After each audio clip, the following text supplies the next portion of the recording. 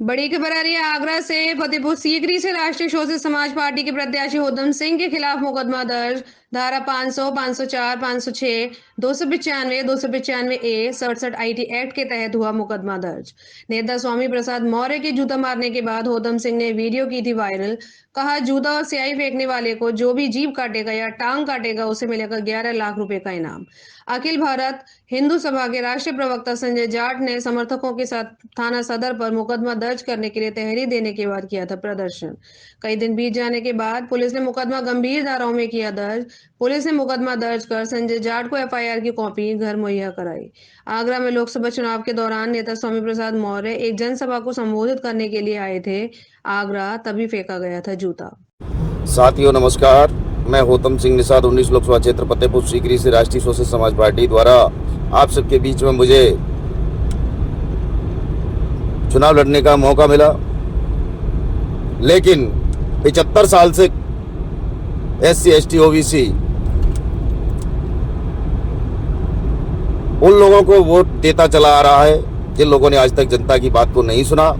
लेकिन उनके गुर्गे आज मैदान में आकर के ऐलान कर रहे हैं कि एक OBC के बेटा निषाद के बेटे ने जब मंच सजाया, सभा को आयोजित कराया उस सती माता के पावन प्रांगण में, उसका दुस्साहस देखिए। पहले तो हमारे नेता के ऊपर काली स्याही और फेंकने का काम किया, वह काले झंडे दिखाने का काम किया। उसके बाद भी उसका मन नहीं भरा तो फिर उसने जाकर के भरे मंच पर, जहां पर हमारी सभा चल रही थी, उस सभा में जूता फेंकने का काम किया। और ये समाज OBC SC ST के लोग उस सभा में थे जिनका अपमान भरी सभा में करने का काम उन सावंतवादी विचारधारा के लोगों ने किया, जिन लोगों ने पहले से यह मन बना लिया था कि अगर निषाद का बेटा है, ये OBC का बेटा है, अगर ये आएगा तो निश्चित ये भारतीय जनता पार्टी का पत्ता साफ हो जाएगा। इन लोगों को डर है। लेकिन मैं आपको बता देना चाहता हूं, जिस दरिंदे ने जो हरकत की उसको तो उसकी सजा मिलनी थी और मिल चुकी और मिलेगी। लेकिन उसके साथी कुछ और भी गुर्गे हैं जो लोग ये कहना चाहते हैं कि हम प्रत्याशी के खिलाफ ये करेंगे वो करेंगे और स्वामी प्रसाद के खिलाफ ये करेंगे वो करेंगे। तो होतम सिंह भी कहना चाहता है कि आज तुमने जूता उठाने का काम किया, इस हाथ को काट देंगे और जो भी इसके हाथ को काट के लाएगा उसको 11 लाख पुरस्कार देने का काम होतम सिंह निषाद करेगा। ऐसे हाथ को हम जब तक नहीं रहने देंगे। ये हम लोग वो इंसान हैं कि हम डुबाना भी जानते हैं, निकालना भी जानते हैं, हम दरिया से बचाना भी जानते हैं और दरिया में डुबाना भी जानते हैं। याद कर लेना, जब जब इतिहास लिखा है तो निषाद के बेटे ने लिखा है। त्रेता में बात कर लो, द्वापर में बात कर लो, सतयुग में बात कर लो। अरे हरामखोरो, आप लोग उस निषाद के बेटे से बौखलाहट आपके अंदर पैदा हो गई है। अगर आप होतम सिंह को नहीं झेल पा रहे हैं तो इतनी गिरी हुई हालत, इतनी गिरी हुई सोच कि एक संजय जाट का बयान आता है कि हमने स्वामी प्रसाद को पागल खाने तक गधे पे ले जाने का काम किया। अरे शुगर, तू क्या गधे पे ले जाएगा? तुझे नाली में मुंह रगड़ने लायक बना दिया जाएगा। तू हिंदू धर्म की बात करता है, तू सनातन की बात करता है। तू मुझसे पूछ ले क्या सनातन होता है, क्या हिंदुत्व होता है। इस देश के एक एक ग्रंथ के अंदर कहीं पर भी किसी भी जाति धर्म का अपमान नहीं लिखा गया है। ये 400 साल पहले एक व्यक्ति लिखता है जिसका नाम दे दिया रामचरितमानस। अरे गोस्वामी तुलसीदास का नाम दुनिया जानती है, लेकिन उसने कृत्य क्या किया है उस रामचरितमानस में कह रहा है।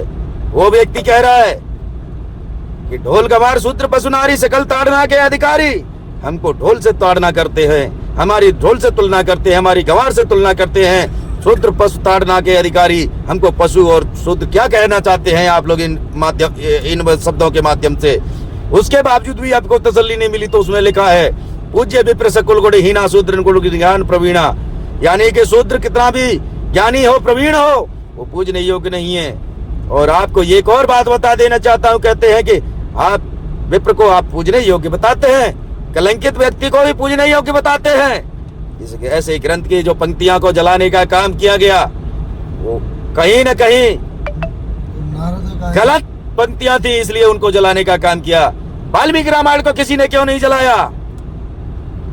क्योंकि भगवान वाल्मीकि जी ने सबको सम्मान देने का काम किया इस रामायण में।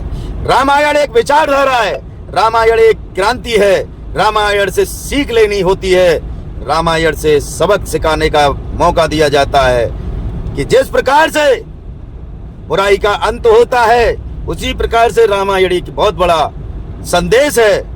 और संजय जाट तेरे जैसे लोगों को यही वाल्मीकि रामायण के लोग तेरा पतन कर देंगे 2024 में। और तेरे जैसे लोगों के खिलाफ हम सरकार से मांग करते हैं, शासन प्रशासन से भी मांग करते हैं कि शांतिपूर्वक यहाँ चुनाव की व्यवस्थाएं थी और तूने इन व्यवस्थाओं को बरगला करके पूरे समाज में एक गलत संदेश देने का काम किया है। पहले तो तूने, तेरी तसल्ली नहीं हुई, काले झंडे दिखवाए, हमारे नेता के ऊपर स्याही फेंकवाने का काम किया, फिर भी तसल्ली नहीं मिली। तो तेरे गुर्गों ने, अबे चमचे, तेरे गुर्गों ने जो जूता फेंकने का काम किया, क्या तू समझ रहा है कि स्वामी प्रसाद पर जूता फेंका था? अगर तेरी औकात थी तो तू स्वामी प्रसाद की निवास पे जाता जूता फेंकने के लिए। तेरी औकात थी, उसको रास्ते में घिरता। उस सभा में आकर के तूने मेरे ओबीसी समाज का अपमान किया है।